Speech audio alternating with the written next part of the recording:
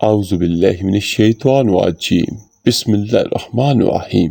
حضرت جابر رضی اللہ تعالیٰ عنہ بیان کرتے ہیں، رسول اللہ صلی اللہ علیہ وآلہ وسلم نے فرمایا، جب سورج غروب ہو جائے یا جب تم شام کرو تو اپنے بچوں کو روک لیا کرو، کیونکہ اس وقت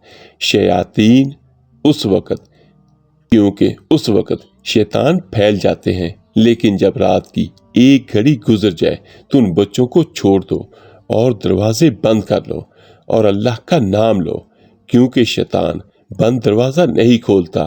اپنے مشکیزے بند رکھو، ان پر اللہ کا نام لو، اور اپنے برتن ڈھانپ کر رکھو، ان پر اللہ کا نام لو، خواہ کوئی معمولی چیز ہی ان پر رکھو، اور اپنے چراغ بجھا دیا کرو۔ اور بخاری کی روایت میں ہے، فرمایا، برتن ڈھانپو، مشکیزوں کو باندھو، دروازے بند رکھو، اور شام کے وقت اپنے بچوں کو اکٹھا کر لو، کیونکہ اس وقت جن پھیل جاتے ہیں اور اچک لیتے ہیں۔ اور سوتے وقت چراغ گل کر دیا کرو، کیونکہ بسا اوقات چوہیا چراغ کی بتی کھینچ کر لے جاتی ہے اور گھر والوں کو جلا ڈالتی ہے۔ اور مسلم کی روایت میں ہے، فرمایا، برتن ڈھانپو، مشکیزوں کے منہ باندھو، دروازے بند رکھو، چراغ گل کر دو، کیونکہ شیطان مشکیزے کا منہ نہیں کھولتا اور نہ بند دروازے کھولتا ہے، اور نہ ہی کسی برتن سے ڈھکنا اٹھاتا ہے۔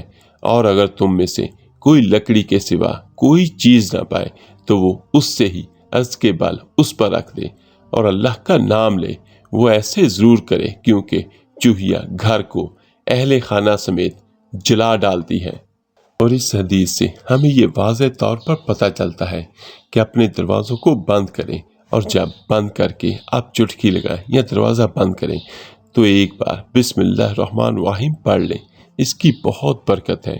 اور جب بھی کوئی برتن ہو تو اس کو ڈھانپیں اور ڈھانپ لیں، اور ڈھانپنے کے ساتھ ہی بسم اللہ الرحمن الرحیم ضرور پڑھیں۔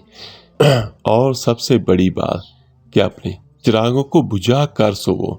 اس کی مثال ہم اس وقت یہ لے سکتے ہیں کہ بہت سارے ایسے واقعات، ایسے حادثے ہم نے سنے ہیں کہ رات کو ہیٹر چلتا رہا یا رات کو کوئی ایسی چیز چلتی رہی جس کی وجہ سے گھر میں آگ لگ گئی یا سانس گھٹ گیا۔